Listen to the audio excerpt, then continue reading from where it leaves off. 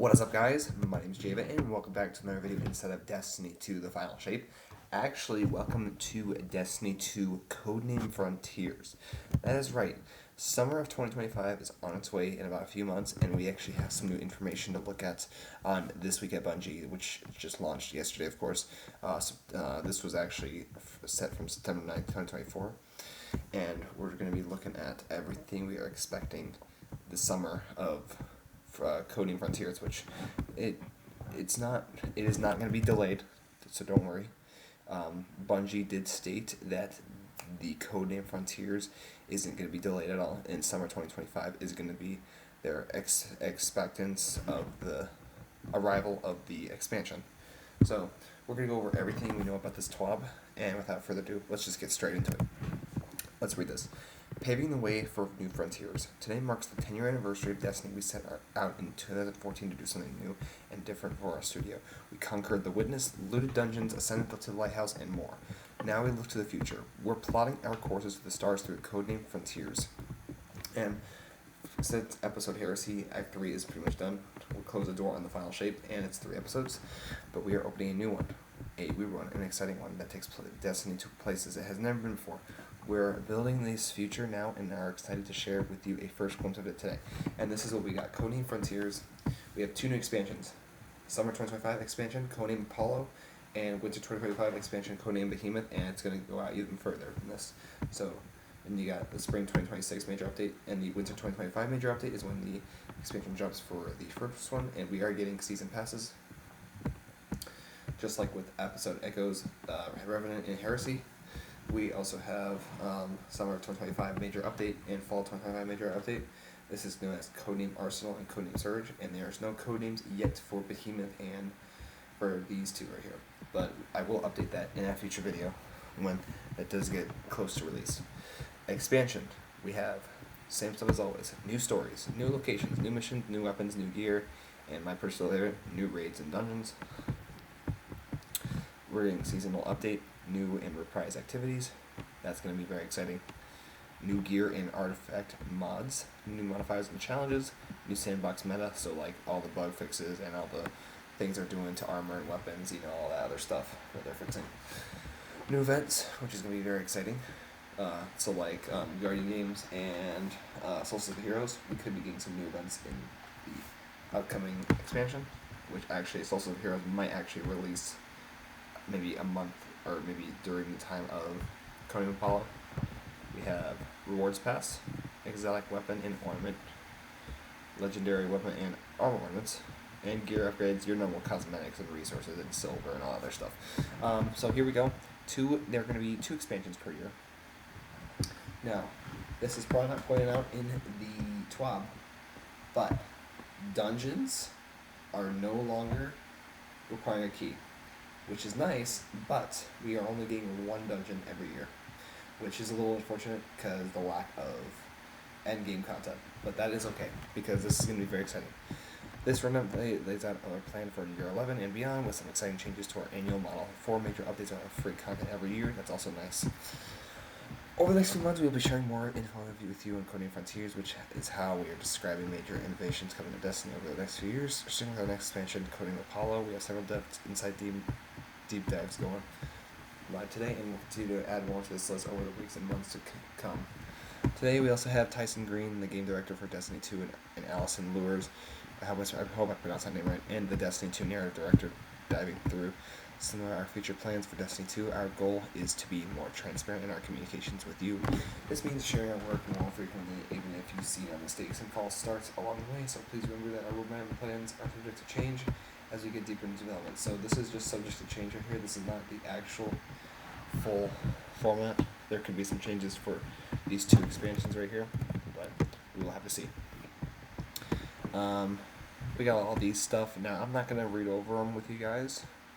So if you guys want to take a look at all this, then that is for you to take a look at. Because we are just focusing on this TWAB. Our vision for the future of Destiny 2. We got a nice little art piece right here for the upcoming expansion. This is, I don't even know where this is at, but this is going to be very exciting. Reminds me of Nessus a little bit for some reason. A mix of Nessus and the Infinite Forest. because you got this giant thing right here. My name is Tysm, and I'm the game director for Destiny 2, and I'm excited to speak today about our team's vision for Destiny. First and foremost, we still love Destiny. It is a unique and challenging game, both for you and for us. I've personally been working on Destiny for 15 years, and it still excites me creatively. There are not many games I could say that about, but sometimes we recognize that it has become too rich. Expansions have started to feel too formulaic, and are over too quickly with little replay value. Seasons episodes keep getting bigger, but it can still feel like you are just going through the motions. We believe it's time for Destiny to change and evolve, and now our community wants this game to grow and innovate too, and to do that we need to start breaking some of the molds. Alright, so we got annual expansions.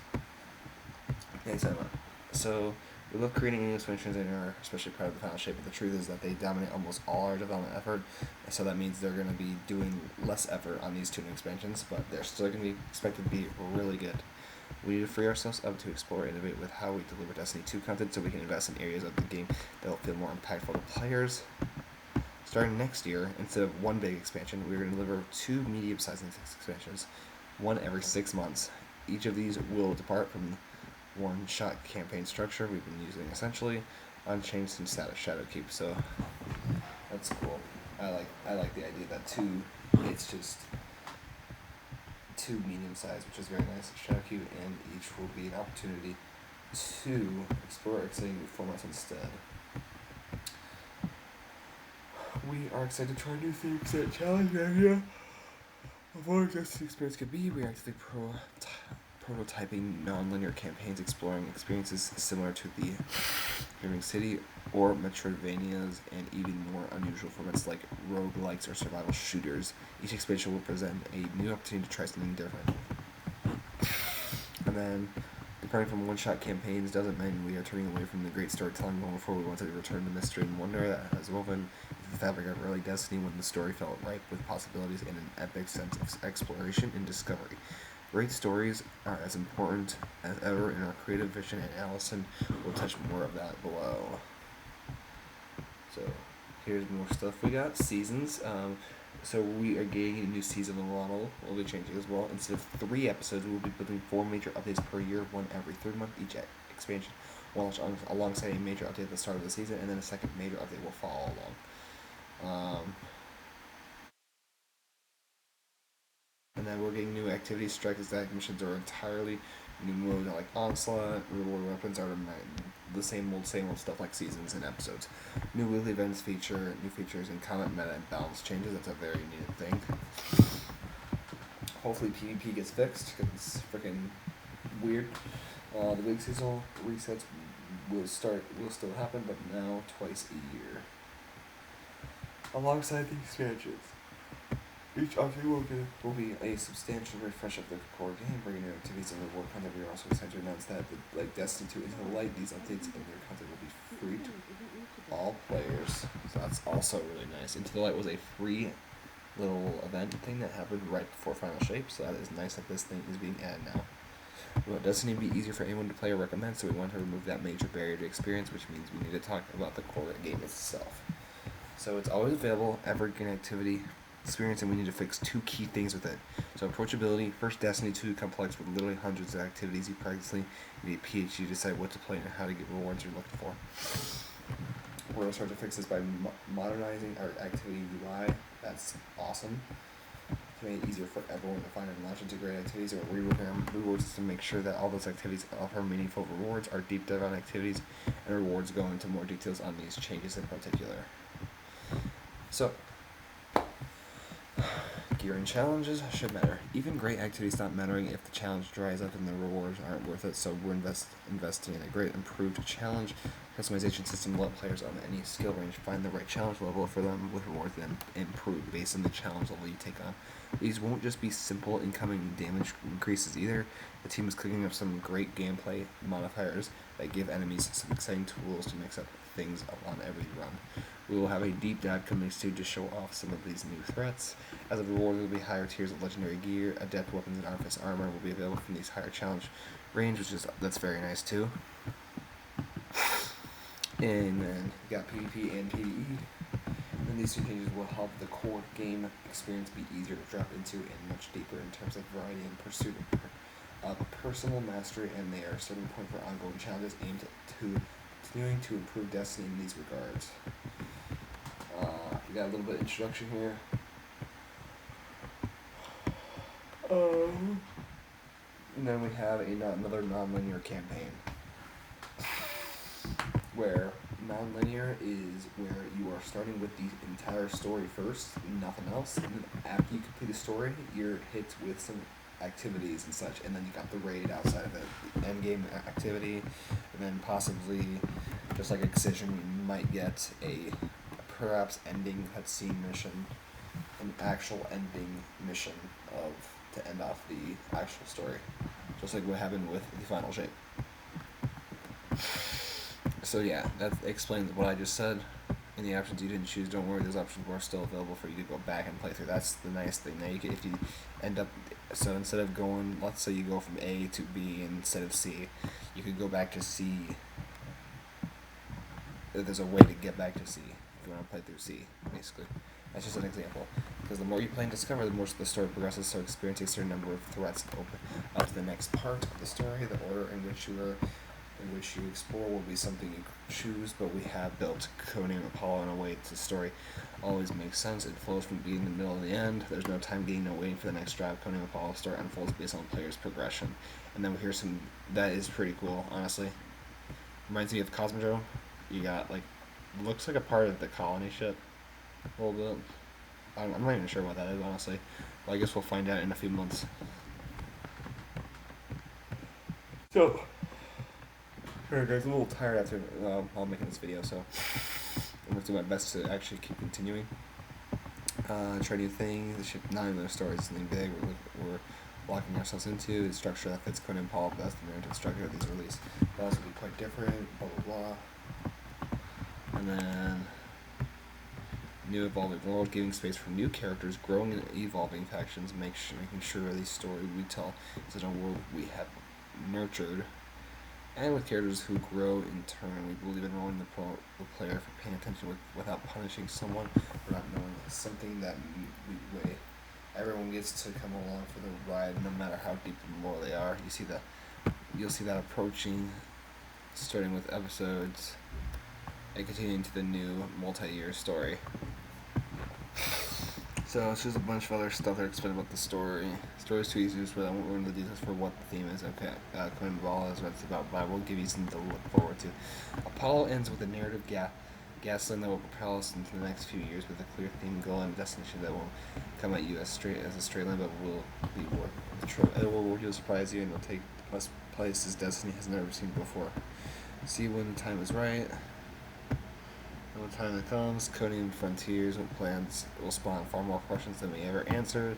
And thank you again for joining us on the first 10-year journey. We've been through so much battle in the darkness and stopping the witness. Now it's time to look at the stars again. It's time to imagine, to dream big, and explore what our futures can be within the universe. And yeah, so that's a little bit of everything we got. How much is a free content? Some content of PS4, PS5 requires an active PlayStation Plus subscription back, so it's good to know. So, yeah, that's a little bit of everything we got to know about in Codename Frontiers. Of course, you guys can read all this stuff. I certainly enjoyed reading the raids and the dungeons. This just gives you an insight on what to expect in the next expansion. This was posted back in September 25, 2024. This is just going to be the next expansion for our Destiny franchise. But yeah, if you guys did enjoy this video, feel free to comment down below on what you are excited for about Codename Frontiers. I certainly am excited for this expansion to drop. You guys will expect a lot of new videos coming from this expansion. And yeah, that's going to be pretty much it for the end of the video, guys. Not too much else to talk about, just a little info about what we have for the new expansion. I like the changes, like the UI, making it easier to play activities, and the strike missions. Some of the stuff is the same, but some of it's going to be different. I'm excited to see what raids we're going to be getting in dungeons, even though it's only one raid and one dungeon a year. But that is okay, because that is ideal. But yeah, that's going to bring us to the end of the video, guys. If you guys did enjoy this video, feel free to like, comment, and subscribe if you're new to the channel. Also, feel free to join our community Discord, link in the description below. We do a lot of sherpaing there and such. And yeah, that's going to bring us to the end of the video, guys. I hope you guys enjoyed it. And as always, my name's JVIT, and I'll catch you guys next video. Peace out, everyone. I'll see you later. Bye.